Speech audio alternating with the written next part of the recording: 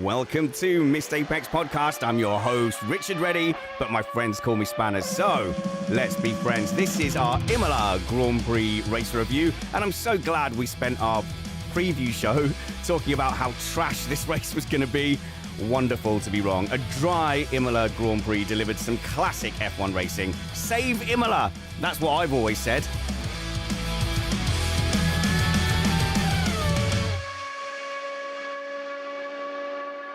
So, coming up, we'll discuss a wonderful gift to the Tifosi. Max humbles McLaren once again. Norris finally bags a result against Piastri. Williams continue to amaze, and we'll use the wonderful new racing rules to yell about whose fault it is. We are an independent podcast produced in the podcasting shed with the kind permission of our patrons and partners. We aim to bring you a race review before your Monday morning commute. We might be wrong, but we're first.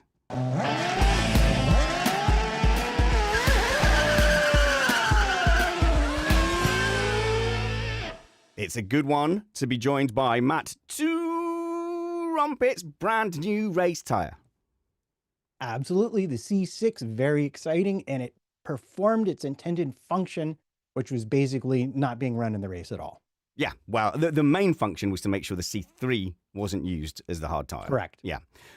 So it's real function. Okay, good, because the first question I'll ask you in a moment probably is, why wasn't Imola dull and boring? But we're also joined by F1 YouTuber, and I think someone who is destined to become the biggest F1 personality on YouTube. It's Scott Stuffey. Hello, Scott. Hey, Spanners. Thanks for the kind words. Yes, I listened to your preview in the week, and I did agree. Down on it. I had very low expectations for this triple header because of what we'd experienced previously. But how pleasantly surprised I was. As you said, Spanners, the key to a good life is having low expectations. Especially as a father, which you are now. Just honestly, don't expect anything good for your birthday or Christmas, and you'll never be disappointed. But I think I will go and ask Matt now. Matt, why wasn't the Imola Grand Prix rubbish? We had racing, it was exciting, we didn't know who was going to win, there was tyre deltas. Why? In a nutshell, and I've looked forward to giving you this answer ever since I knew you were going to ask me this question, it's all down to Ocon. Oh, shut up.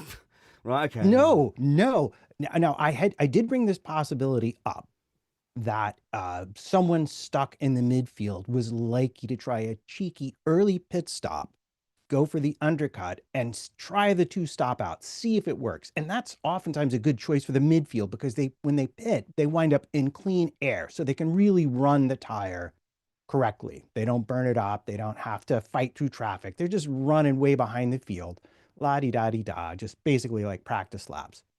And sure enough, at the end of lap one, in comes Ocon, puts on the hard tire. I thought, and everybody thought he had damage. He might well have. I don't know why he came in. I never saw an answer to that. And then he's like, because it's a 28-second pit delta, he's last place, 20-something seconds behind everybody else. And then I watch his times, and he starts just chunking. He was up to like a net 12th place before everybody else started pitting, going, uh-oh, we're in trouble. And once that cascade happened, the people in the front noticed it. And that's when you have your Leclerc's, people who were stuck, making the early pit stop and thinking, oh, with this undercut, and this includes Piastri, with this undercut, even if I stop for a second time, everyone stops for a second time, and then I've got them. I've got two undercuts on them, and it's going to be brilliant.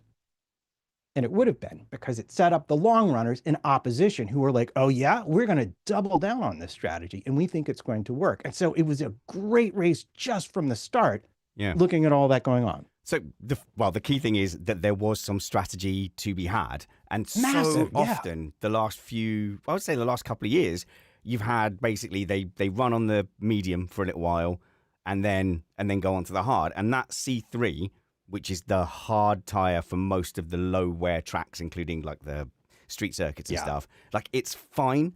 There's been, in the past you would go on the hard tire, go, oh, it's a terrible race tire. I guess we have to use it, but let's see what we can get out of the mediums. Maybe even go to a soft. But recently it's been C2 for a little bit, then C3 to the end of the race, and like nobody has been suffering deg on the C3 on those street circuits. So like, hats off to Pirelli for bringing in that brand new tyre. We asked for it, we wondered if it would work, and it would work. It did work. And I guess going forward now, Matt, they they can use that again. They can use it anywhere they want now. Yeah, it was really developed to be a street circuit specific tire, which is why you saw people having such problems with it in qualifying. But that also, I think, kind of makes it fun. Like no one ran it in testing. They didn't know anything about it. So getting the outlap right was pain, and it's flexible. So the grip didn't always feel like it was there, even if maybe it was. So it made qualifying also a little bit more chaotic, which is either something that made you very happy if you're like, say, Carlos Sainz in Q2, which I'm just going to say was like a Lewis Hamilton Singapore kind of a qualifying lap he put in. Or if you're actual Lewis Hamilton in a Ferrari, you're much less happy with the performance of that soft tire. Yeah. So, I mean, it's the tires though. And I'm sure Scott will agree. You know, you've run a lot of sim racing. We watch a lot of different racing series. If you qualify the cars in pace order and just go, right, go, a lot of the time there's not an awful lot of overtaking until the end. Formula One at least has struck on a formula where you do get deltas and overtaking. But I know, is that unsatisfying? We've deliberately made tyres that don't last. But when that formula works, I mean, it works. That was a good race today. We need it in F1. We need tyres where there is a delta, especially with the last year of this regulation set. Dirty air is so prevalent. Like, it's great. It's great that we've got qualifying separated by, I think, pole position. Every pole position now, including sprint races, has been separated by less than 1/10.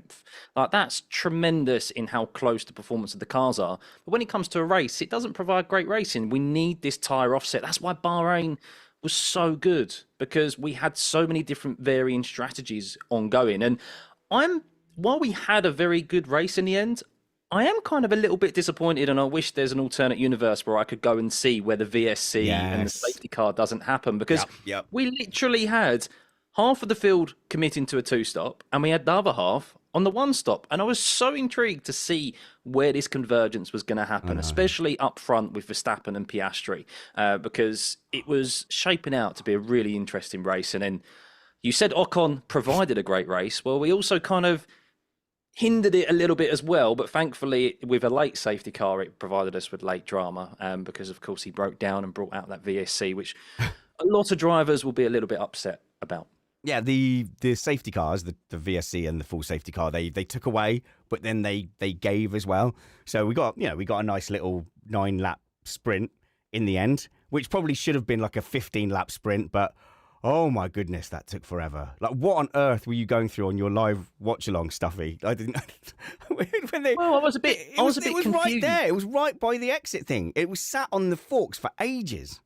Yeah, and it also took him a long time to assess what had happened to Antonelli as well. You could see on the track map that he was come to a standstill, and Ocon's, I mean, maybe because he was closer to the marshals and closer to the escape road, but that's why they were able to ascertain that he couldn't get moving again. But the VSC was called so much sooner for Ocon compared to Antonelli, like even before they threw a yellow flag. And it's like, you can see there's a car in the grass. So the whole thing was just a little bit delayed. And yeah, they spent way too long under the safety car. But safety first, we don't want issues with recovery vehicles on track. You can't mess with the safety car procedure, said Anthony Davison unironically on the Sky broadcast. And because he's a Mercedes guy, I couldn't tell whether he was being tongue-in-cheek, you can never mess with the safety car procedure or not. But yeah, that took a long time, so it ended up in a sprint. But yeah, I really wanted to see actually Norris versus Piastri as well on those strategies, because I felt like there was a chance that Norris was going to be right up behind Piastri after a stop. Yeah, I will just say, and I suppose this is our start of our discussion. Yeah, let's go into it. Piastri and McLaren. But I think today that if we saw that different alternate universe where we could see the race play out without the VSC, I think Piastri and Spanners, you will probably be sitting here, point proven. I think we saw the lack of tyre management of Oscar Piastri rear its ugly head today. Now, it was only for 2 laps, but it got to the point where he lost a full second in 2 laps. And Piastri pulled the trigger and he came on the radio and went, plan A is too ambitious. Out the window. Right. And he went straight onto the committance of a 2-stop strategy, because he lost a chunk of time in a short period to Max. And if they didn't react, then it was going to be race over for them if they stayed on the 1-stop. Whereas Norris, his lap times, as soon as he cleared George Russell, him and Max were neck and neck trading lap times. They like you just saw this, and this I feel like is the first race we've had this season where we've truly seen proper tyre deg on the McLaren. And Norris, I think personally, fared better with it today than Piastri. I just to say, my plan was to talk about Verstappen first, but you've fed us. No, that's fine. I'm just saying, since you fed us into that, because I think rightly so. Verstappen's performance was excellent, but it is fascinating, this battle between Piastri and Norris. But I will say, Matt, when I've gone in like the Discord chat and said, well, here we go, this is what I was talking about with the tyre management from Piastri, people have gone, nah, he pitted for some other reason. And so I'm like, I can't even have this one. I can't even have this one. He did literally say, like, these tyres aren't going to make it. The plan is out the window. He has a reputation as just being the most chill customer ever. But the reality is, and I know this from watching the progression of Ocon on the hard tires, like suddenly his pace just dropped. And they said essentially you have rear graining, but you're not the only one struggling with it. And what I figured then was that once you're running in close traffic, those, especially your rear tires, were susceptible to graining. And once they grain, you lose the lap time. And I really believe that's probably, if you ask somebody at McLaren who's on that side, they probably say, yeah, it was probably graining and not the tire itself that was gone. But again, Norris didn't have it. Either he dropped back a little bit more, or he was more cautious on entries and exits. He used the car differently and didn't suffer that problem for whatever reason. That said, the evidence at the time showed that the undercut was extremely powerful. Yeah. And in fact, it was so powerful. And this gets me into the whole nut of the McLaren strategy. It was so powerful that when Norris pitted, like right before the virtual safety car, he was net 4 seconds back of Verstappen, and he lost 1.6 seconds in his pit stop because it was a slow stop, which also meant he had to fight through the traffic. So maybe if you go back and really figured it out, he might have been a second off Max and headed to his pit window. See, this is it though. The fact that they pitted into traffic says that's not the ideal time to go pitting. So I know lots of people have said, oh, look, they were trying to go for an undercut. They go, okay, undercut was fairly powerful, I see. And I think they had gotten to see Leclerc undercut Russell already by that point. That's fine. You go, well, it could be graining and they've panicked. But for me, all the traffic dispels most of these things. Because if he was doing okay out there, they would go, well, it's not strategically a great thing. Stay out of the traffic. And I do think that this issue with the tyre management has been disguised by the tyre scenario we've been talking about before on the street circuits, where the C4 is fine. They're on the medium. The C4 is okay. Starts to kind of go off, but then they go on the C3 and it's bulletproof till to the end of the race. So we've not seen a lot of tyre management yet this season. And the weather hasn't helped that either. It's been cool. It's made made managing tires easier. So I think all of those play into it. I'm not sure about the traffic. I think the slow stop might have put them behind traffic they were trying to get ahead of. Not all of it. So I will throw that in there. No, I think it was going to be, because it was what, an extra second and a half? It was very close. Yeah, but that can make a big difference on pit exit. Yeah, well, he had to overtake like 4 or 5 cars though, didn't he? Yeah, I don't think that was a great window for him to get. Four. I don't think that was a great window to go into.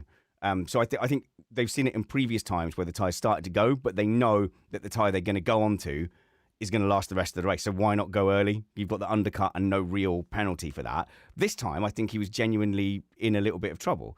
And even if it's just the graining and it would have gone off, the other cars ahead of him, the cars he was sandwiched by, weren't struggling as much with the graining and were able to go through it and carry on. So, I just think that's a genuine part of his package. He's got really good things about him, like the fact he carved through that traffic as if it wasn't there.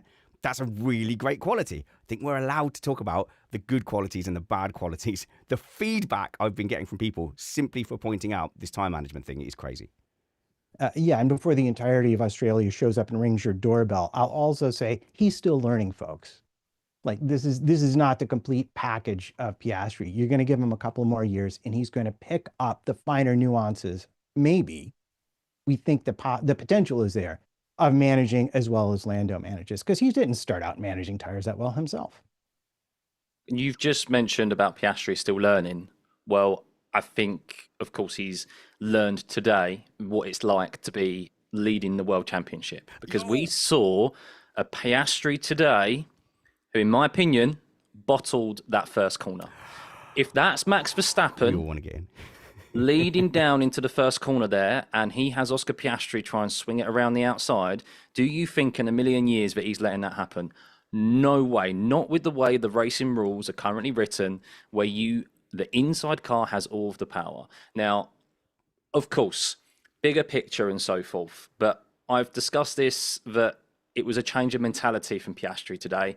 I think maybe beforehand there might have been discussions, but look, if that happens, we've got the better race car. We have better tire management. Everything is pointing in a direction that we can beat Max out on track, even if he gets us at the first corner. What we don't want to do Is a Norris in Miami. We don't want to lose 25 Yeah. points. We don't want you having that attitude of bin it or that's it. You back out or we crash attitude. Whereas, I mean, ultimately, that's cost him today. Yeah. So in his head, someone said, well, this is your title to lose now, so don't throw away points. In the midfield, he was able to do whatever he wanted. And so I did wonder that, where you go, yeah, we can't just let Norris sail through. It's a complete chasing, as we know, in even sim racing, karting, chasing is completely different to leading. And especially when you've got a 20-point lead. I mean, it's just, yeah, it's not the Piastri that we saw in Miami. It's not the Piastri we saw in Saudi. I thought if he gets a decent start and he covers off that inside line, which is what he did, and he didn't get the best start, but he at least kept Max behind him, I thought this is it. This is a done deal. It's his corner. It's his race. He'll drive off into the distance. But credit to Max. You give him an inch, he'll take a mile. No credit to Max. I'm going to blame Piastri. Everyone's like, and I was the same. I had the same reaction. I saw that corner. I'm like, you better drive that guy into the gravel because you're allowed to. And he just didn't. And I was like, oh man, that's such a letdown. But then I thought about it and I realized he made one of the most fundamental errors you can make when you're leading a championship. He was racing the wrong person. He was trying to keep Russell behind him and out of the lead. And he'd already covered Max off. If he just let Russell go, well, that's risky. There's no way Max gets around him. And then Max is eating his dirty air. He loses the tires, like Piastri lost the tires behind Max. And the race is his, because we saw what happened to Russell. Russell didn't need any help today, losing the tires on his own. McLaren has a huge advantage over them on race pace. It would have been candy from a baby for him to win the race in that scenario, but he got sucked into fighting for the win, and it cost him in the end. Yeah, now I think about it, he probably was quite preoccupied with Russell because Russell was the one who had the best start out of the three of them. But if he positioned his car better in the middle of the track, which he's entitled to do because he's out up front, he could have blocked off arguably both of them and controlled that run into the first corner. But I think he was so focused on the inside car has all the power, but he just broke too early. Whereas he should have just driven. He should have carried that speed through it. But yeah, changing mentality is clearly what we saw from Piastri today. And then it just kind of, I don't know, the race feel like it just snowballed from there for him. It just wasn't a very impressive race for him. But I will say, compared to his teammate Lando, he manages and reacts to these races better than him, I would say. It was very un-Piastri-like, isn't it? One of the things we've liked about him is how robust he is. And I think if you were defending against Russell, you would brake a little bit earlier to make sure that you've got that inside line if there was a car threatening the inside. And I think he kind of maybe got caught into the mentality of that. Then all of a sudden, you're changing tack and having to defend against Verstappen. So if he'd have braked later, he would have got to the apex first and he could take it all the way to the edge.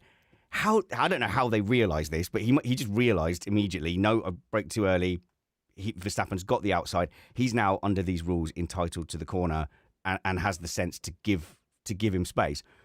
What would be really interesting is if in that scenario, he just drove him to the edge anyway. Because I don't think Verstappen yields. I think there would be some contact. I think you could get a little bit closer. I think Piastri left him a lot of room. Like, really didn't make it hard at all because he was so keen to avoid any contact and avoid risking it. And I think, yeah, he's now acting like he's got something to lose. At the risk of giving away later content, I think we saw this exact scenario happen with the Leclerc-Albon thing. if he'd kept the speed and just gone to the edge, Max would have been bouncing through the gravel. And even if he got a 10-second penalty, I'm not sure Max would have been able to make it up, assuming they both didn't just like crash themselves out of the race entirely with the contact. Well, do you know what? We're talking about the racing rules. Whose fault is it? Let's do it. I don't mind diverting. Let's divert away to this incident between Leclerc and Albon. And I know these two have been disagreeing, and I have an opinion on it. So basically, it's Leclerc is on these really old, hard tyres, and they said to it, they said to him, we don't have a tyre for you to come in on. You just got to make it to the end. He's like, no, give me the softs. We can't do the softs. It's 17 laps, whatever, to the end. They won't last. In the end, there was 9 racing laps, so Leclerc's softs would have been completely fine. But anyway, so he's having to fight off Alex Albon with Lewis Hamilton in the frame, catching up, and it's the second of the chicanes, isn't it? Is that right, Stuffey? It was the second of the chicanes. What, Alex Albon and Leclerc, Yeah, was the first corner? Oh, Technically, well, the first Second corner. Okay, second so corner because the kink is the first corner. But turn you know what? 2 and 3. Yeah, the commentary got it wrong. Yeah. I've DM'd Harry Benjamin to tell him he got that wrong. Let's see. I'll see if he cares to respond. But yeah, so they're going through there, and there's the classic scenario that we're facing at the moment. The cars are very near each other on the apex. Certainly, visually watching that, there wasn't. We couldn't have paused that afterwards and said, right, which one was ahead at the apex? Leclerc goes all the way to the edge. Alex Albon goes onto the gravel. They both feel aggrieved, and then Leclerc ends up under the instruction of Ferrari to give the place back. So I will ask, who do I ask first? Because this could taint it. Matt, whose fault is it? The people who write the racing rules for encouraging this foolishness. I think I'm going to get that out of the way. We all agree on that. So yeah, we called for racing rules for ages, Matt. So I don't know if this is in part our fault. Did we invoke these racing rules? Because it used to be so vibes based. At least they not wrote this, Spanners. We didn't ask for these racing rules. Wow. Come on. No, we didn't. I think the mistake is, and I think this is a Formula One mistake, is the focus has become on overtaking. What are the rules that allow for overtaking? But really what we want is rules that promote the best racing. And the best racing means that both competitors get, if they're within a certain window, both competitors are entitled to racing room to keep the battle going, because the battle is what makes it exciting. We've discussed this before, and this is not anything new. For me, it was a simple case of, without respect to the actual rules, because we can argue about those in a second, who was where and what, and get out our protractors and draw lots of lines on things and tweet them out. No, it was simple. Albon had a massive overspeed. He was fully alongside in any common sense definition of Leclerc. And at that point, Leclerc owes him some space on the exit of the corner. Be all, end all. That's the way I always judge it. In a perfect world, I totally agree with you. And I don't see common sense should play a factor. We talk about the lane system. It's quite simple to implement and view. And that's what promotes multi-corner racing. That's what we want to see. However, as per the racing rules and as per the racing guidelines that still aren't official, ladies and gentlemen, they've had to have been gained by, I don't know, insider means from journalists who work up and down the paddock.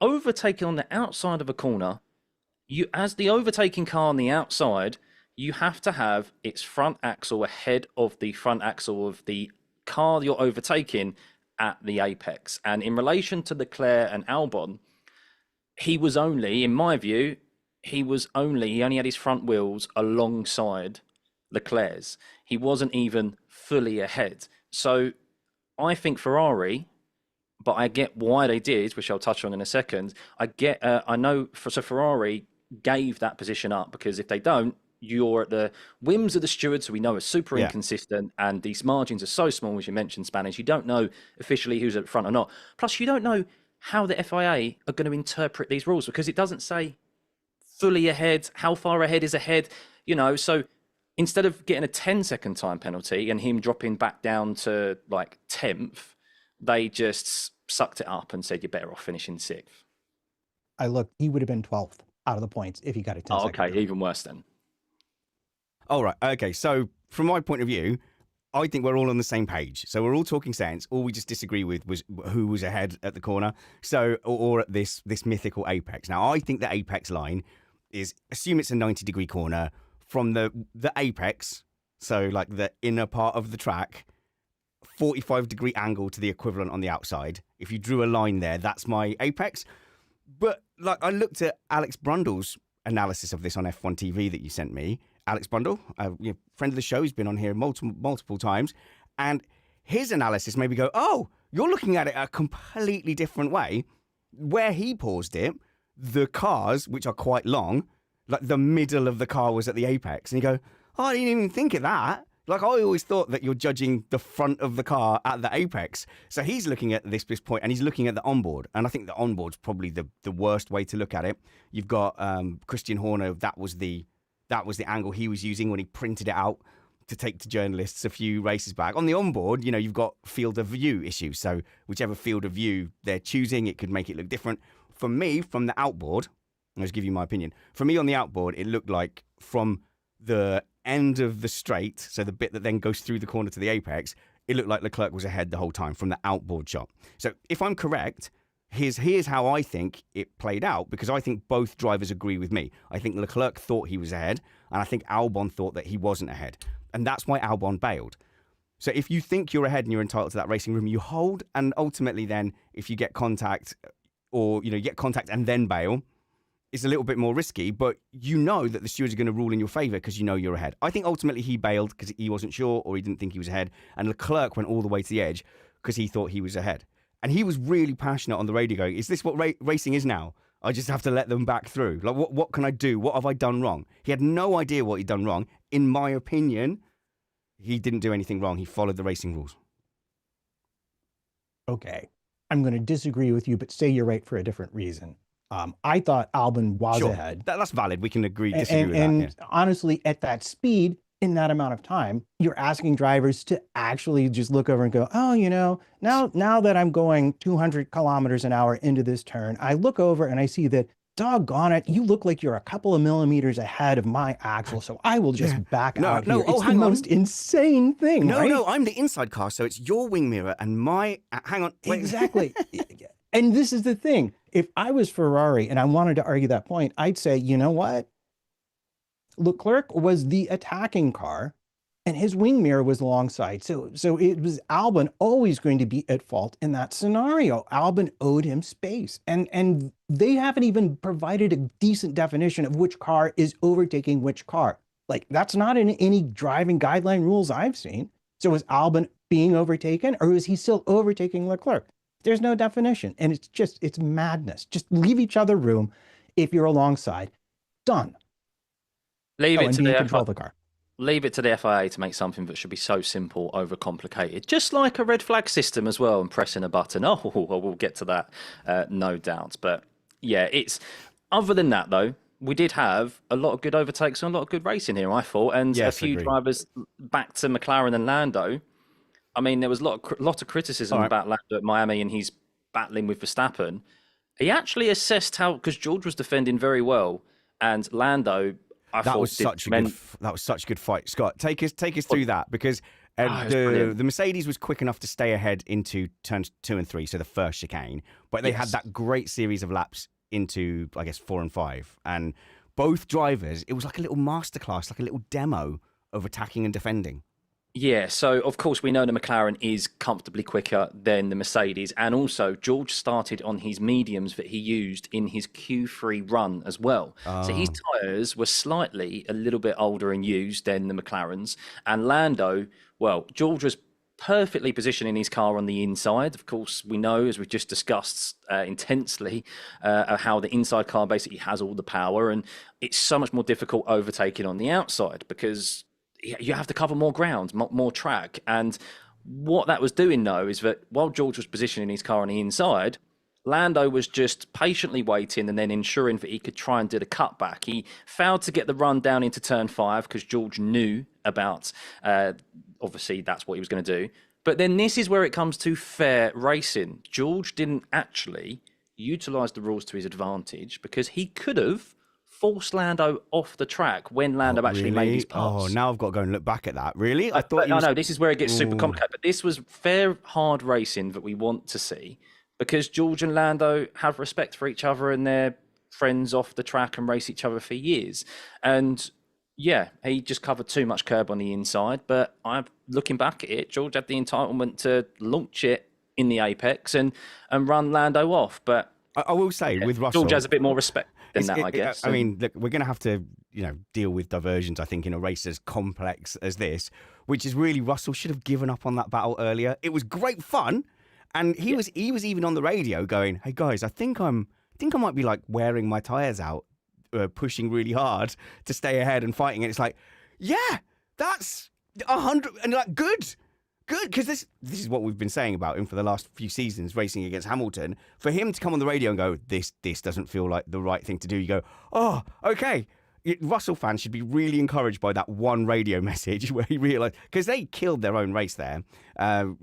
It's not exciting to let Norris go through and say this is not our race, but he did himself so much damage. Part of the undercut was not just the pure undercut from Leclerc. A lot of it was he was physically losing time, having to defend. So hopefully looks at that, goes forward and goes, right, let's pick our battles. Tyre management is king. Tyre management is key.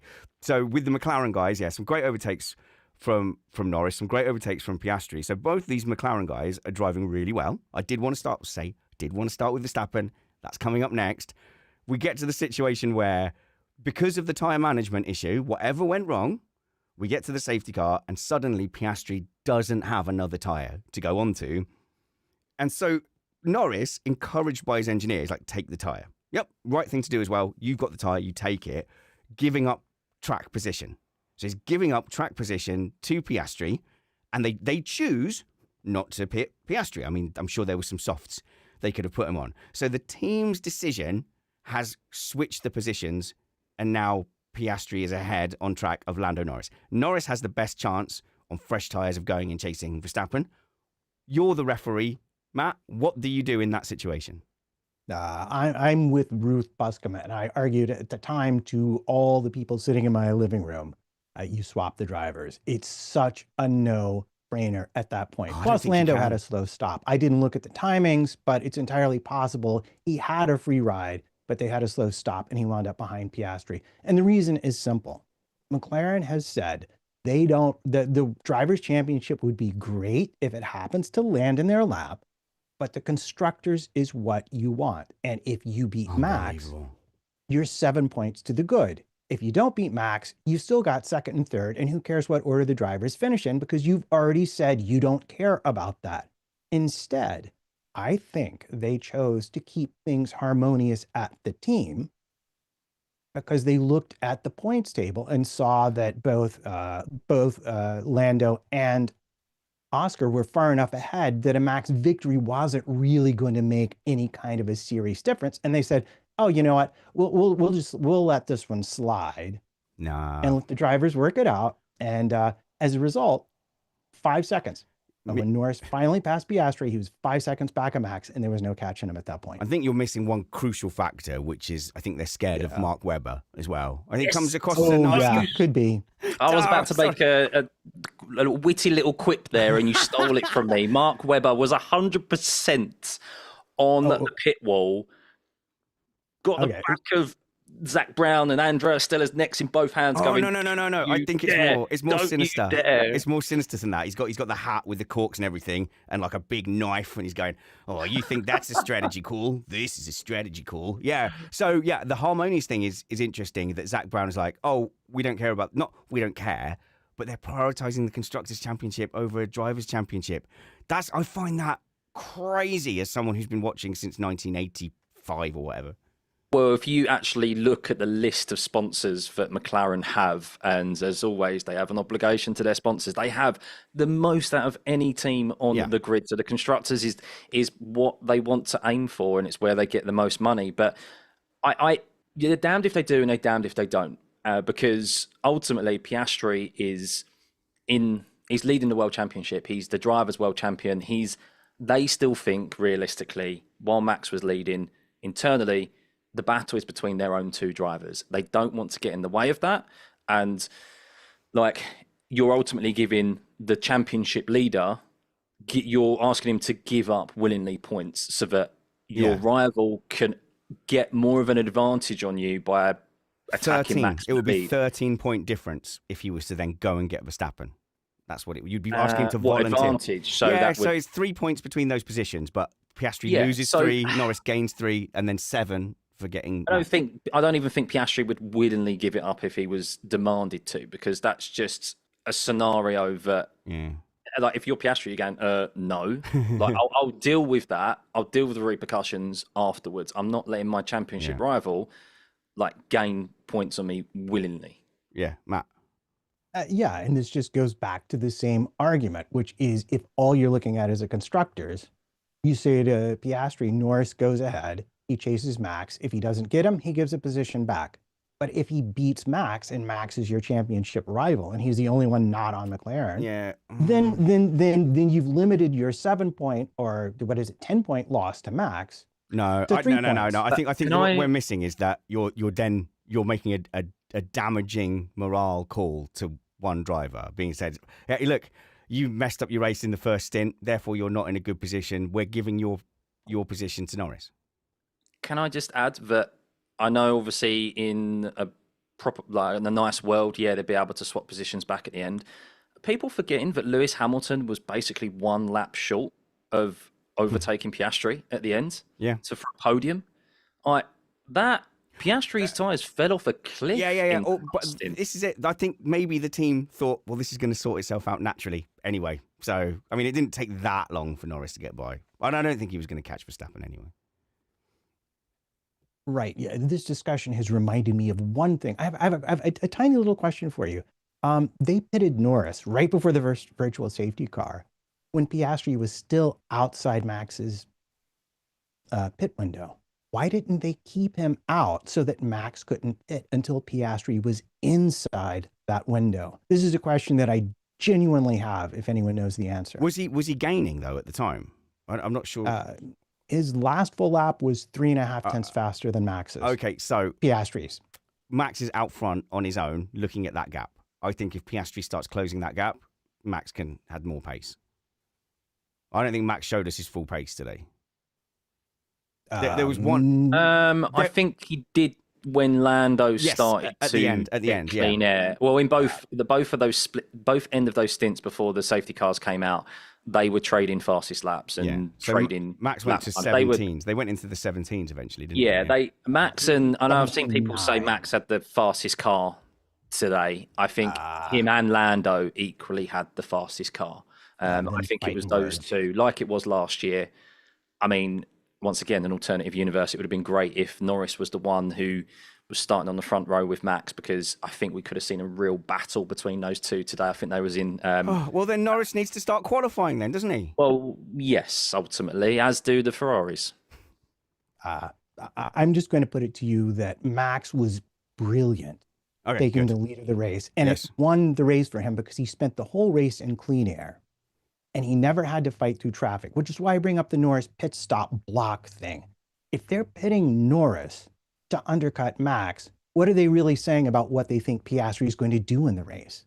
They're either not thinking about it, like they have two completely separate strategy teams, or they're like, I think we're going to hedge our bets a little bit here because I'm not convinced Piastri's got the pace today. But Max never suffered the degradation of being in traffic. And that's really where McLaren needed to put him to have a chance to win the race. That's my real takeaway from this, is that being in dirty air absolutely crushed your pace over the long haul. And with the VSC and the SC, he completely avoided it. So he was brilliant, but he was also incredibly lucky with the timing of those.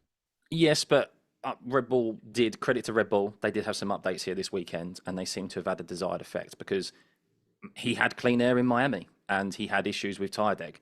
And I think we was all expecting the same with Red Bull here at Imola, especially with this step softer that we had.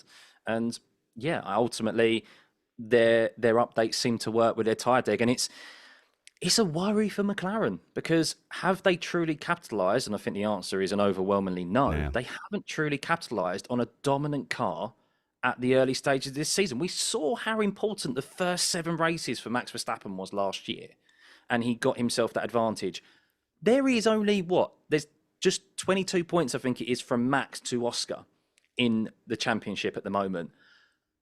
Like, he is so well within this drivers' championship, and Red Bull seem to be getting their act together. Yeah. Well, I mean, Piastri won a bunch of races. You could argue that is capitalizing in on it. However, and I know people are going to still, it's foolish when he's leading the championship. So I know there's going to be bad feedback on this, but ultimately I still don't think it's Piastri that's going to take that title charge to Verstappen. So what we've talked about with the not capitalizing on it is Norris and his many errors. Like, he's made many errors. He's put himself in disadvantaged positions. He's not shown what he can do in qualifying. He had that big crash as well in Saudi. And he's the one that, if he's going to make a title charge, he could have wasted it. But I think you're right. That Red Bull looks really good. They did loads of updates, didn't they, on this one? They had the scoop, which looked a little bit like the 2020 Ferrari. When did Ferrari have like a bathtub? The scallop thing. Was that 22? Oh, was it 22? Yeah. Yeah, they went for something a bit more like that. And yeah, I mean, they got a good qualifying car. They've always had a good qualifying car. And then they now seem to have a good race car as well. Yeah, it's not a tractor like people are making it out to be. It is definitely a quick car, and it's a championship winning car. And look, I'm just glad someone's going to be challenging the McLarens, because I know we've spoken about it to death, but it's 2026 is round the corner. It's not going to be long until teams move their focus fully onto next year. We need a competitor to McLaren to keep them honest and to keep this championship interesting to the end of the season. And don't forget, Ferrari still has their update to fix their issue in the works. So there could be more than one if we get really lucky. Hang on, did you just say Ferrari are fixing their car? Yeah. They need to do a lot. I mean, after this weekend, they need to do a lot to fix that car. I don't know about that. Did you hear what Lewis said about his car when he got out of it? What do you say? I mean, yeah, it looks good it looked good in the race today, but it's no good if you're starting in 11th and 12th, is it? All right, I take it we're talking about Ferrari then. All right, let's go.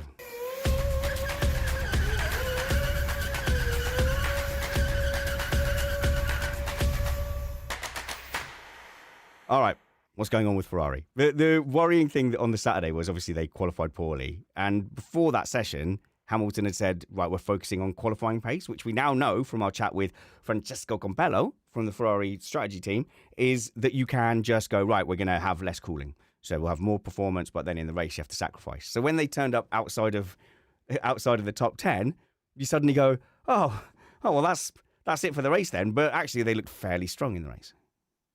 I have an apology to make to the Tifosi and Ferrari in general. It's my fault.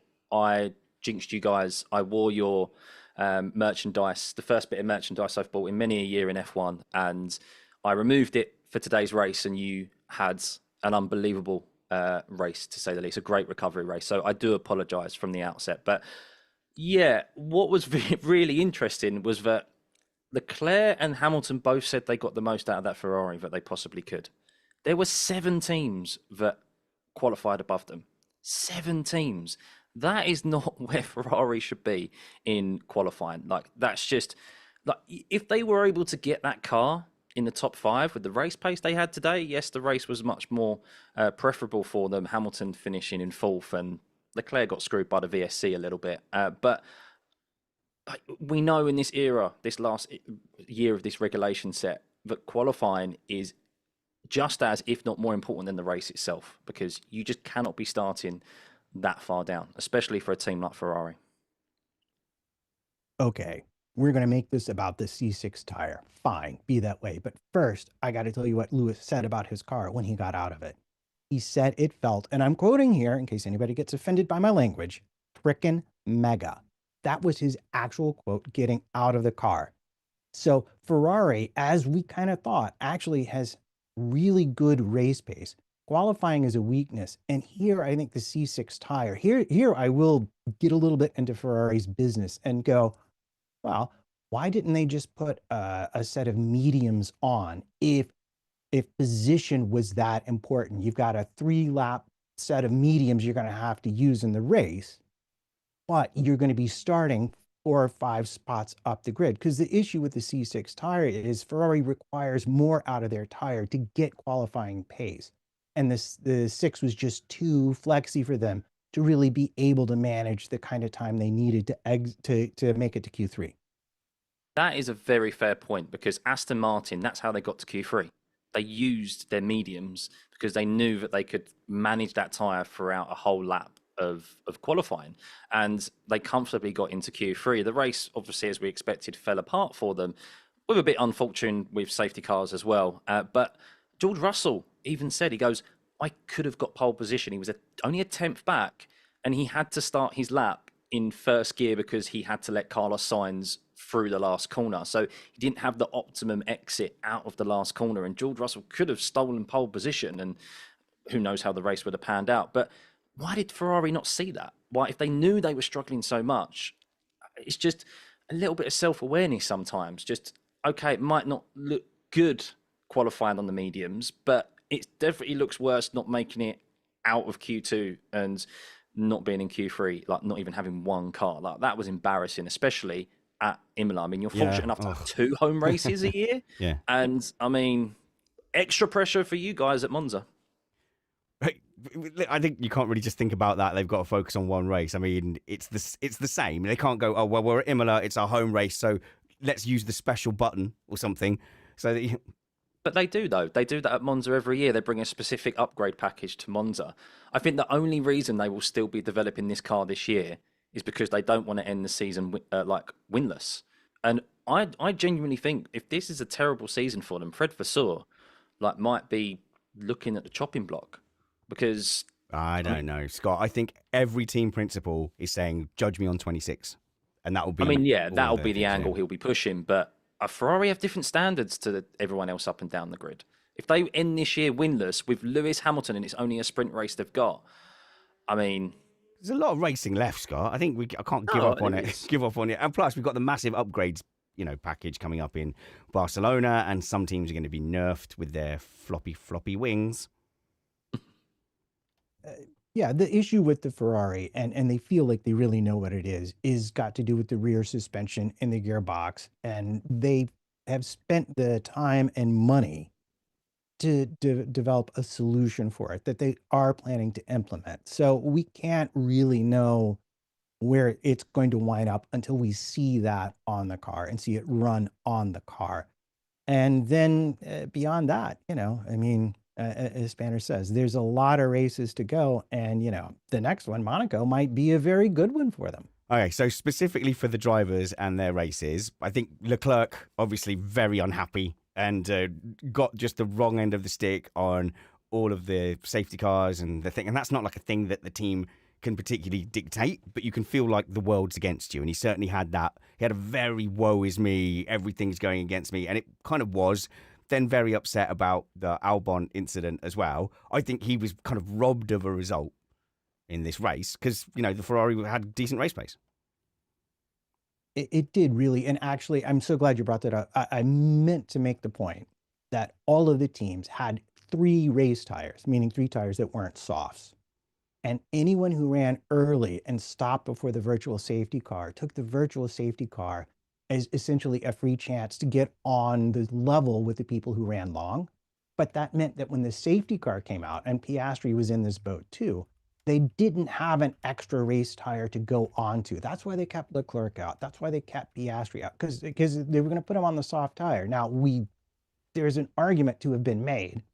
It's going to take long enough that the soft tire might get to the end, but they knew the old tire would get to the end, and you just do the best you can was the very conservative strategy across the board. No one put on a soft to see what would happen. Yeah, Wes is asking, is Lewis Hamilton's position still untenable? And that is a specific reference to, one of the most ridiculous headlines I've seen. And I know, the writer probably doesn't write it, but the publication should be embarrassed. 5 races in, they were saying, is Lewis Hamilton's position untenable? 5 races in to a new team and a new power unit. Absolutely ridiculous headline. And he's gone and finished 4th now. Did you not catch that one? I'll send it to you.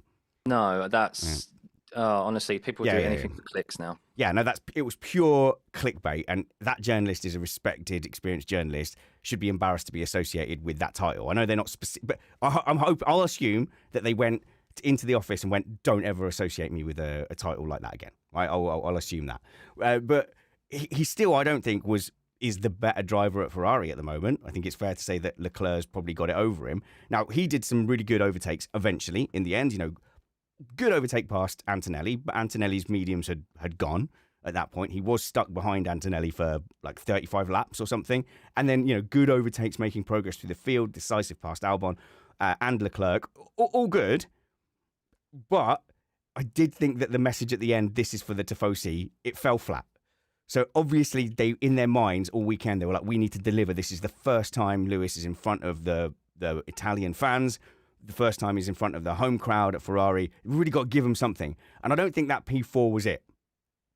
And it was a P4. Guys, I'm a Lewis fan. Please don't come at me too much. But it was a P4 that came with a huge amount of luck. He was out-qualified by his teammate. He took what I would say is that kind of disappointing midfield strategy of like, we'll go on the hards and we'll go long.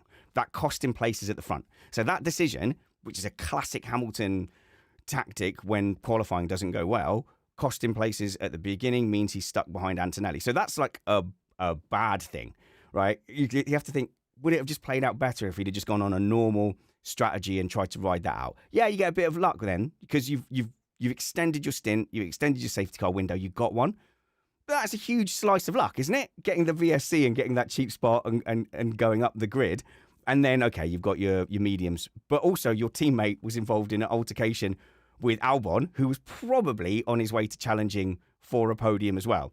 So, A, it's not a podium. It's not being on the podium and going, this is for you, Tifosi, chest thumping. But it was also quite a jammy P4 in the end. Obviously, you have to earn your own luck, and you did lots of good things along the way. But there was a big slice of luck involved in that. So, to me, that fell a little bit flat, Lewis. I'm sorry. I think it makes Leclerc the best teammate ever. I mean, like he just took Albon, he just took him out. It was like a good teammate and your football team just taking that guy out and you got a free shot at the goal. No, he did luck out. But in Ferrari's defense, they split their strategy between the drivers. And given the historical appearance of the safety car and the virtual safety car, running one driver long and the other short really does sort of give you the best opportunity to take advantage of it if it appears. So I'm not sure it was entirely a Lewis-based, put me on the hard tire. Come on, coach, put me in, put me on a hard tire. I can do it, coach. And more Ferrari going like, well, we could put you on the hard tire and have Charles on the medium tire. And then we've covered all of our bases, safety car wise. Yeah, but I still... Wow, death. Killed everybody with that. No, it's just... I have a higher standard of what's going to make me happy about Lewis Hamilton at Ferrari, I guess. And that's a me issue. I think Hamilton being happy about the car should make you happy about him being at Ferrari.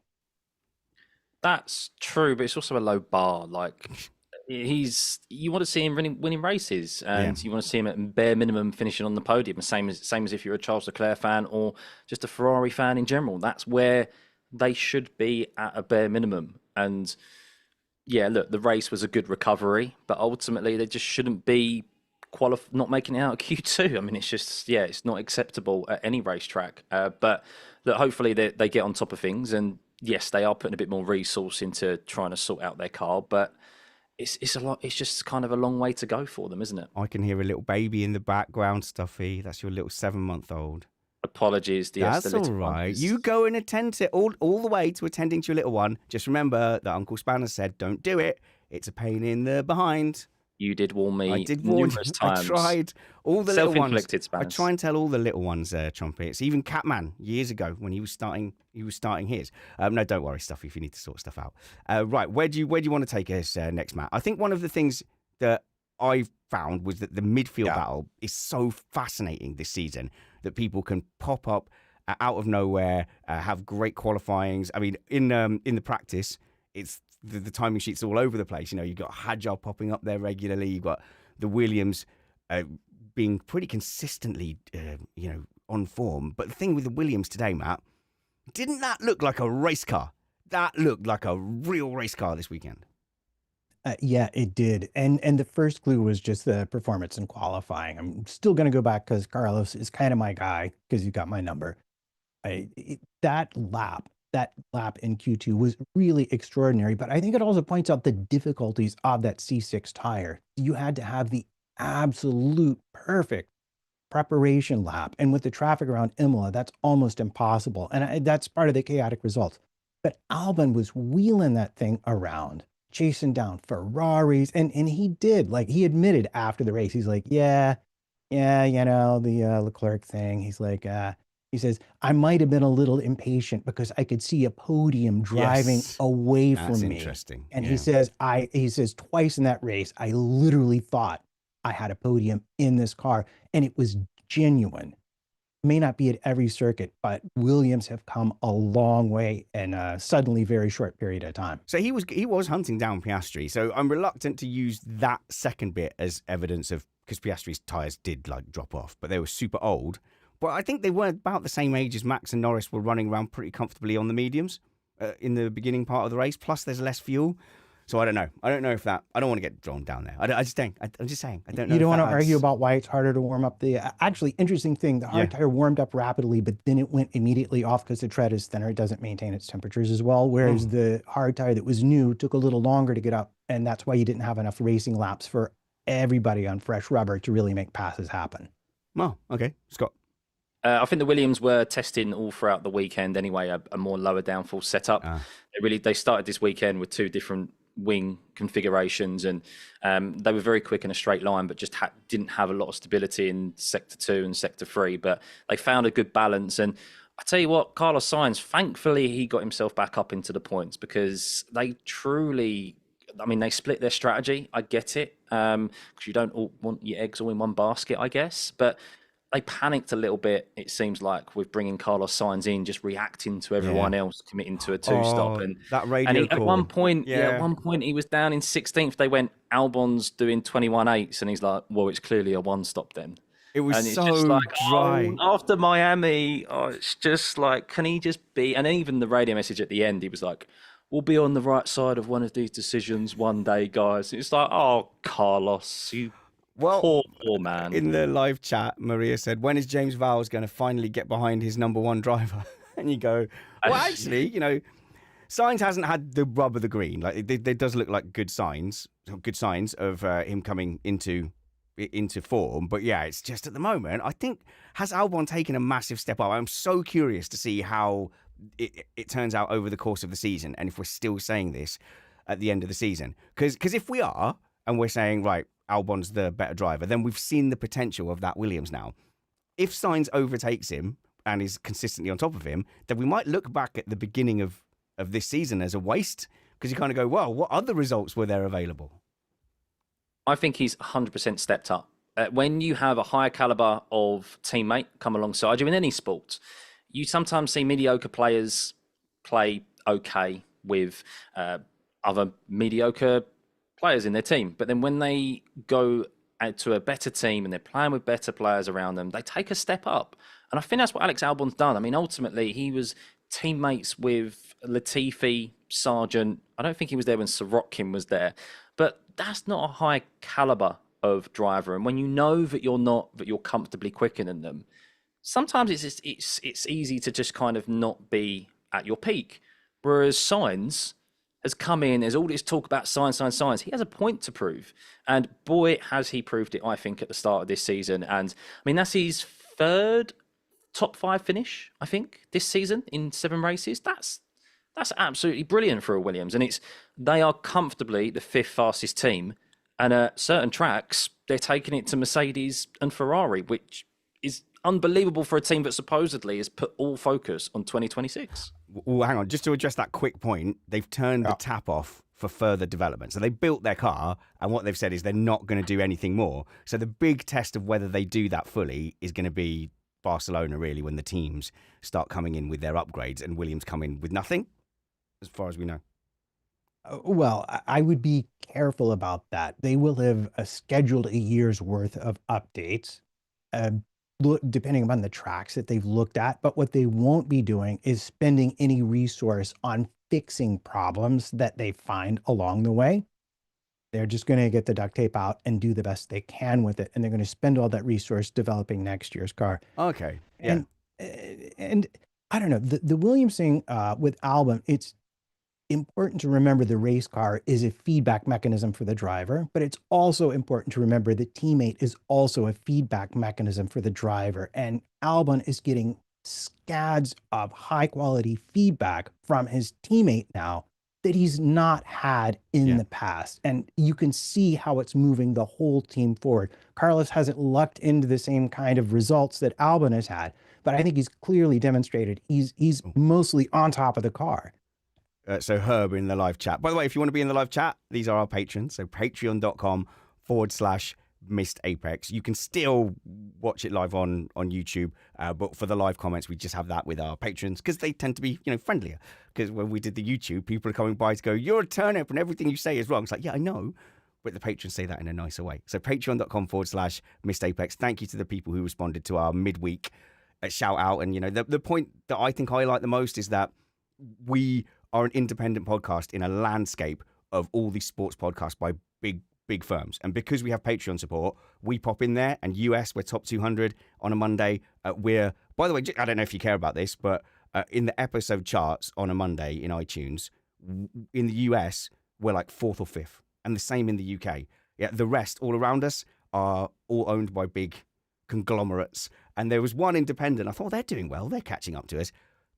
Had a meeting with a massive company. Turns out they're being backed by a massive company as well now. And you go, right, well, we're being backed by patrons. So if you like this kind of thing, if you got an hour in, patreon.com/Missed Apex, $5 a month. We haven't increased it for ages. Give it a go. Come and join our community. Dip in and out as you want, but you're helping change the F1 podcast landscape. So Herb says, Herb's comment's gone. It flies by this, doesn't it? I think you should apply the same logic as you do to Hamilton swapping cars, engines, and brakes to Sainz.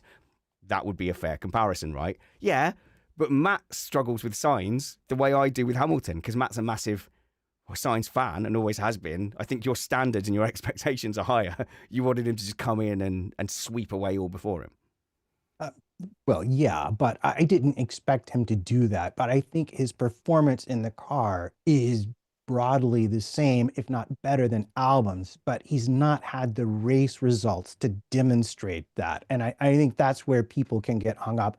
And I still think he's probably got some not small amount to learn about the car to get that last bit out of qualifying, which is where you really are going to see the difference between someone who fully knows a car and someone who's still learning it. He is starting to get to grips with the car as he's starting to be a lot closer with Alex. Did he out qualify Alex? I think he did. Didn't he, by one position? So he's starting to regularly get into Q3 again. I think Australia took a real big hit to his confidence in the manner that he went out there on that first lap. And I think expectations for Sainz are maybe a bit higher for Hamilton purely because of how quickly he got to grips with that car. Of course, that post-season test last year, he was tremendously quick. And I mean, as well, age. Sainz is 10 years younger than Hamilton, so we expect Sainz to be able to maybe adapt a bit quicker. But I always have faith in Sainz that eventually he would get on top of it, and he does seem to be. He just needs to get the rub of the green. Can I talk about the car a second? And not just the car, but like Williams' approach that I really liked, coming in with the low downforce and gradually adding on till you have a car that has balance. Seems like to me to be a very good way to go about your weekend when mostly what you hear the drivers complain about is the balance being inconsistent. And getting their drivers comfortable is oftentimes worth a lot more lap time than what the computer tells you the optimal time is with the full amount of downforce on it. So before we go to the podium, I've just got a couple of qualifying things. So I didn't watch Q2 and Q3. Very, very rare for me not to do that. So I've caught up since, and I haven't actually caught up. I've caught up with the news. I didn't go and sit and watch it. But I know there's the stuff with Behrman that Scott wants to talk about, leads me on to talking about Tsunoda and stuff. But this is the first time I've had an option to watch it, like I've been able to. And it was starting to butt up against an invitation to play mini golf and have a couple of beers in the summer sun. And when the red flag started coming out and it was just dragging on, and so I just, my brother-in-law said to me, he was like, look, we don't mind. We'll miss the mini golf. We'll sit here and we'll watch qualifying with you. Like, we know it's important to you. Don't worry about it. The kids are happy. And then that second red flag came out. I went, no, let's go. Let's do our mini golf. And then when I saw the results, I was like, okay, well, I know what's happened here. Norris has stuffed it, probably messed up his lap.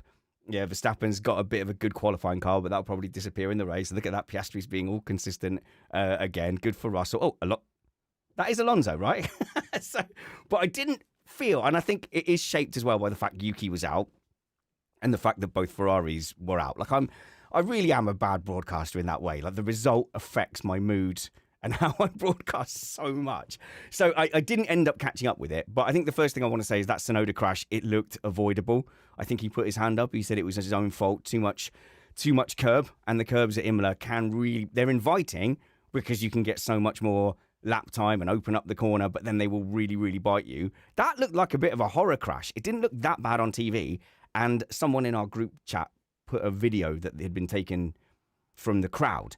And that thing, it flipped. Like, it really went for it. And you go, as soon as the car is going in a direction where the head is like the top of the head is the front of the vehicle, that's when you get scared. Like when Russell in Australia, the top of his head was facing the oncoming traffic. You go, all the safety stuff goes out the window because now it's like the soft underbelly is exposed. Yeah, I remember the TV, you saw that there was a crash and Yuki had crashed, and then you saw the TV coverage, and the first image you saw was just the face-on image, and all four wheels were damaged, and you're like, oh, it's not often you see all four sides of the car are damaged. You're like, how's that happened? And then you saw it, and you're like, oh, it was a big that's one. how. Yeah. But yeah, no, totally avoidable. As you said, we saw the RB cars both have spins and colapinto through the curbs have removed the sausage curbs from a few years ago. So yeah, I think Yuki, though, that crash in itself, I think that may be a sign of the fact of that he was struggling with that car all weekend, and he was around a second off the pace of Max in a lot of the sessions, and it's just pushing it a bit too much. And I think it was very costly. But with strategy, he was able to recover today, but he did have a brand new power unit in the car, which always helps because of that crash. Still, to finish in the point, starting from the pit lane at Imola is still a good showing. He did make some good overtakes, but I think we've got the pressure is on, isn't it? Pressure is on at Red Bull, as we always knew. I think we're setting the bar too low, but it's sort of back to Perez levels. It's not the disaster of the Lawson thing. It's back to where Perez was. So you kind of go, well, all right. The kindest thing to do is just leave him alone for a little bit and like not think about it. I will say in defense to Yuki, he has been getting updates a week later or a race weekend, sometimes 2 race weekends later than Max. Understandably, look, Max is your number one driver, but there is also that as well. So the car we know is going to be set up slower than Max because you can't set it up the same way as Max because you're just going to be so far off the pace. But with a lack of updates as well, it's not going to be the same, is it? Mark in the chat there says, Spanners is perfectly describing the fact that there's too many races. I used that exact argument to my brother-in-law and I said, mate, there's 30 race starts on the calendar now. And so a race, it definitely, like, I will cancel everything for a Grand Prix. And the fact that there's 24 Grand Prix now and the 6 sprint races on top, I really took that life decision to go, I don't need to see every second of qualifying, which is a big departure from where I've been in the past. So, Matt, did you have something else on Tsunoda? I was just going to... The topics I want to cover now are Colapinto and Behrman before the podium. We can talk about that. Since we're talking about Colapinto, for Tsunoda, I know he had a different front wing on the Friday. Right, yeah. Which already means he's lost, even if he got the same wing on Saturday, he's lost that practice time with it. So these are just context. It's not a second, though, is it? No, but I wanted to make the larger point about both the crashes. Both of them were on the curb, and the car essentially got lifted because it got too far over the curb. And I think we may be coming to the end of this regulation where they're able to run lower ride heights, and the faster they go, the further down the car gets pushed. So curbs that were safe last year are now upsetting the cars, and they're finding it out the hard way. Right. So you're giving them a little bit of an out, if you like, an excuse, basically. Well, I will say before Matt adds his further point is that Colapinto in particular, Hadjar had the same exact moment in Q3, which he was really upset about over the exact same curb, exact same circumstance. Yet Hadjar had the awareness to lift out and not keep his foot planted. Yeah. Colapinto didn't, went into a spin. And look, Colapinto has already, unfortunately, because of last year, He has potentially shown lost us. the Red Bull seat for the crash in Vegas. And all you have to do in your first race weekend back in F1 in a car that you've never driven before It's chill. Just a little it's bit. chill. Do you know what? No one's going to expect you to beat your teammate. No one's going to expect you to perform miracles. Just go out there, gain your experience. It's the start of a triple header, and just bank a decent race and build some confidence. And he did the complete opposite. Yeah, and a big crash bill already. Although I will say, if you're Alpine and you're Briatore and you've just ousted, allegedly, the old team principal and you're now effectively acting as team principal, there's another person there that I think is actually doing like the job and the duties of that Ollie Oakes was doing. But Briatore is definitely hobnobbing around in that key team principal role. And I would be very surprised if he wasn't the key driver of swapping out Doohan or not extending Doohan's contract and then taking what I think is probably around 30 million from Colapinto or some division of that for this 5 races. Oh God, I'm so curious to know what's happening over the next few. I think Perez is coming in. I honestly think Perez is coming in. But okay, all I'll say is you've made that decision and you know that he probably lost. Other teams rejected it because of those crashes at the end of last season. Didn't he crash 2 races one weekend? He crashed twice in Brazil, I think. Yeah, but in fairness to Brazil, they were it was both horrible. in circumstances. But so what I think are you Brazil was a thinking- bit of a buy for him. What are you but thinking Vegas on the wasn't pit good. wall as Briatore? If you then, looking around to your teammates and they're going, well, what did you think was going to happen? Yeah, as much as I'm a fan, yeah, what did you think? It bit them immediately. So, Scott, what was going on with this Ollie Behrman thing? You have to break down the scenario for me a little bit as well. So what happened is that because of Colapinto's crash, there was a red flag very late on in the end of Q1. Now, Behrman was, at the time, about to finish his lap. He was literally on the start-finish straight bend, coming to the start-finish line. Now, Ollie Behrman crossed the start-finish line. His time registered. He went up into P10, comfortably through to Q2. Then his time disappeared and on all the information and stuff, it normally says if a lap time's been deleted, it's for certain reasons. But there was no reason for it. So the FIA then released that he'd actually had his lap time deleted because he crossed the finish line as the red flag came out or before, after the red flag was thrown. Yet the data and everything suggested otherwise. Now, supposedly what has happened, and this is why the start of Q1 was delayed, is because they wanted to find out whether or not he actually had, because there was supposedly a 3-second delay from them pressing the button in the FIA headquarters to then the dashes displaying the red flag. That's quite a long delay. That's more than electronics. Like, what system because have I they think, when was the last time, I can't remember which one it was, there was a driver that couldn't, I think it was Albon, wasn't it? Albon, Hulkenberg's time actually was deleted for track limits, but he actually competed in Q2, and I think that was Bahrain maybe or something. So they wanted to sort it out to decide whether or not he should actually participate in Q2. Haas are still disputing this. They're saying, no, like, we think we've been hardly done by here. You look at the TV coverage, you look at the data, it all states that he crossed the line before the red flag was shown. Yeah, the FIA are pretty much stating otherwise. They've made mention of orange lights, I think it is. They're saying, orange lights on the start-finish line indicate that actually a red flag has been thrown. But I'm sorry, that's not a red flag. Like, if the red flag is showing, it isn't showing, whether there's a delay or not, you haven't taken that consideration. He should have been through to Q2. So I think the FIA have absolutely messed up here. And Ollie Behrman, I think, said it brilliantly. He went, they do this. They don't ever admit when they're wrong, and they just stick by the wrongful decision. Yeah, it's all not any.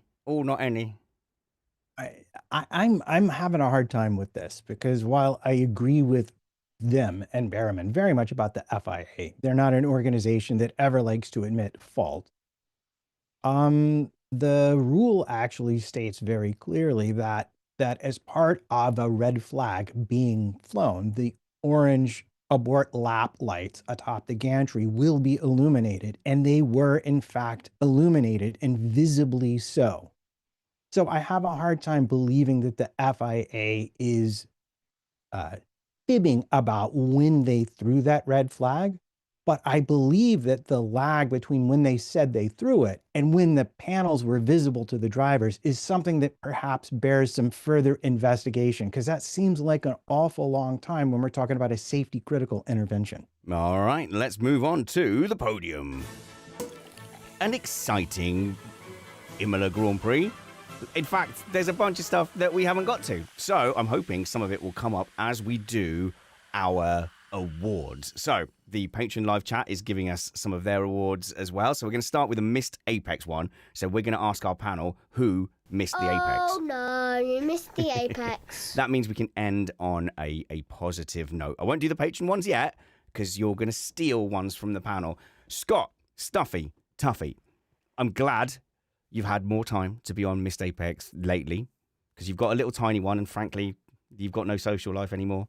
And yeah, but also because you're taking content creation more seriously. You are your YouTube. I said to you 2 years ago, you're going to be the biggest F1 YouTuber in a few years, and you give me a bit of a funny look, but I think you're on your way there. You don't have to respond to that. I just knew you had that, and I wanted to keep you close. Keep your enemies closer. That's what they say.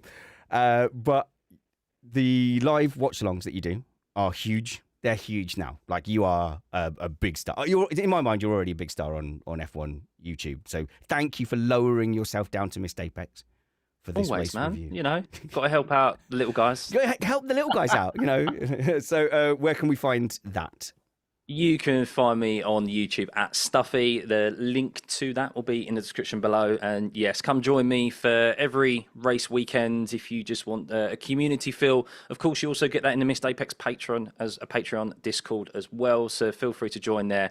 But yeah, if you're a bit tired of the traditional broadcasting feel, come on over to mine, which is a bit more chilled with my alternative commentary. It seems to be going well. People seem to like it. It's really popular. And I love that you're always repping Missed Apex on there. Don't be fooled by his stardom. He's still a mapper. So, Stuffey, who missed the Apex for you? There's a number of options. I think we've spoken about the majority of them. I'm going to have to say Piastri. I just think he had a real missed opportunity to increase his championship lead this week, and it was uncharacteristic of him. But yeah, we've discussed it already. I think we may see him come back stronger, and he seems to be a driver that has learned from his mistakes in his short time in F1, and I think this will be an experience that he learns from the next time he's in this position. Chris K says as well, Oscar. Steve, our Aussie video producer Steve, says, I hate to say it, but Oscar screwed up a bit this week. So I'll disagree with the not the avoidable. I think he was kind of doomed this week, but that's because I've got my little, my little cross to bear that I think he might struggle on the tyre management. But I tell you what, the audience interaction and the amount of feedback I've got from that take affected me, and I chickened out. I was fully going to make a call and say, this is going to be the race where Piastri's tyre management starts to show through, because we've said, this isn't a tyre management race, this isn't one, and it's sounding like an excuse, and I nearly called it for this, but I went, I don't know if I can handle it. Like, if he just has no tyre issues during this high wear or C6 race, so I thought, I'll save myself the bother. But so then I don't deserve to be able to go, see, I said that. I think he would have fared better if he was in clean air. Ultimately, he got that was it. It was a dash like Saudi, like Miami. It was a dash to the first corner, because we know clean air is king, in his own famous words back in Baku. So he missed that opportunity, and unfortunately, his race suffered because of it. Matt Trumpets, you have good hair, both facial and top of head. No, I don't think I've ever said that before. You always come armed with a clean cut. Look at that man. Look at that clean cut. Hair aside, where can people follow you? Where should they follow you on social media? You can go to most socials and find me at MattPT55. If you're on Facebook, Matt Trumpets. But otherwise, yeah, just drop me a note. You're in town, give me a shout. We'll have a beer or a lunch or something like that. We were discussing I'm easy. pre-show that Matt's going to be in Italy, and I said, because you're like more like universally popular than me, like a higher percentage of people who consume this content actually like Matt, you can pin your location and have people who just like you come up to you. Whereas I'm not sure I would do that. I can't tell you how many tire motivated conversations I've had with people. And I'm like, wow, man, I have really converted you to the cult of the tire. I have to say, when you were out there, like talking about the Pirelli tires on this podcast, it was barely being talked about on even the major broadcasts and other podcasts. We were out there boring people about tires before it was cool, before it was trendy. And it's still not cool, but we're still doing it. Matt, who missed the apex for you? I hate to say it, but my team Haas just did not have the best of weekends for a variety of reasons. But so, that's the way it turned out. But they've been going all right. But I did find myself going, oh, why bother? That was the thought I had, because I think Ocon was out and then Behrman was running around last, and you just go, oh, why'd you bother this weekend? They kind of seem to be able to get one car correct and the other one not. Yep. So this weekend it was Behrman. I know we just discussed the red flag issue, but he was comfortably probably going to be quite high up in Q2 if he got the opportunity to do so. So his race would have been completely different today. But yeah, they can't seem to get both cars in the right window. One either qualifies well or the other one's dead last at the moment. Spanners, who missed the apex for you? Well, you can, follow me on Instagram and stuff. I've been posting stuff there over at TikTok at Missed Apex F1 and, on the normal on X and Blue Sky. And so I'm going to agree with Amanda in our Patreon live chat that Yuki was my missed apex, and I'm a big Yuki fan, and you just go, oh, it's unnecessary. You took yourself out of the running. And sorry, I take no comfort in the fought his way back to 1 point in the same car as won the Grand Prix. I can't bring myself to be happy about that. I'm not saying he's got to beat Max at this point, but he's got to not put it in the barrier and put himself on the back foot. We've also got Harb, who says the racing rules missed the apex. Maria says Aston's missed the apex as well. The safety car missed the apex. Was it really needed? Probably wasn't needed for 10 laps. For 10. No, it was 11. We lost 11 laps, I think, under the... I don't know, it felt like forever. Whatever. There was, lots of people actually saying Oscar this weekend, which is harsh because he has had a really great start to the season. Paddy says the FIA just because. It does not elaborate. And there you go. Thank you, patrons. Now, why don't you give us your Hit the Apex award so we all get to end on a positive. So, who hit the apex for you? It's our thing of the weekend. So, Scott, what was your thing of the weekend? I know someone just mentioned Aston missed the apex, but I actually think them being ballsy enough to use the medium compound tyre at the end of both Q1 and Q2 to get into Q3 and Alonso to start P5 was tremendous. Yes, I don't know the inner workings of it, but I know that Alonso feels super aggrieved about the safety car, and he was showing a lot of emotion when he just fell short of catching Yuki for his first point of the season. On the flip side, Lance Stroll still finished 7 places lower than where he started, but Alonso, it does feel like his performance this weekend deserved a point, and I think, using that medium when others weren't willing to get through to Q3, I think was a strategic masterclass from them, which you don't often say about Aston. I can ruin that impression by saying they had 2 mediums and a hard tire, which is why they lost out in the last stint, but I won't do that to you.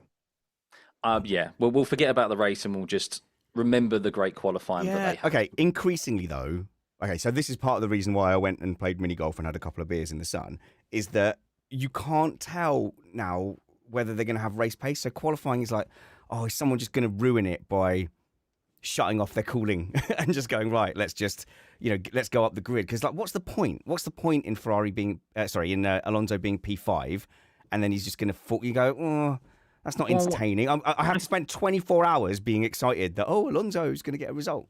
I think there was justification for being excited about it because we know Imola has the history of being a difficult track to overtake. So there was more likely, yes, he was going to lose a few positions. The Ferraris would make their way through eventually, but Alonso and Aston Martin aren't a team that are scoring points on the regular. So I think it was a gamble worth taking for them. And I think it actually would have paid off if it wasn't for the safety cars. They just did really seem to be on the wrong end of them at the worst time. They were 2 for 2. So, and Alonso nearly did it. So yeah, a real shame for them. But it definitely was a gamble worth taking at a track where it was presumed we definitely weren't going to get as much overtaking as we thankfully eventually saw. Matt, who hit the apex for you? Well, I have an honorable mention, and that's to whatever commentator told George Russell on the radio while he was saying, I don't know how I'm going to get these tires to the end. They said, that's what they pay you the big bucks for, buddy. And that made my whole family laugh out loud. That was hilarious. But my actual nailed it thing of the weekend, and this is because I've done some looking backwards. Hadjar. Isaac Hadjar is just crushing it very quietly in that, and he's such a magnetic person on camera and his emotions and raw, and I just got to say good things about him, and I think he's winning the rookie battle right now by like a lot. When you consider the start, the infamous start where he didn't even make the start of the race, that was on the formation lap, wasn't it? Stuart says Williams is my thing of the weekend, of course.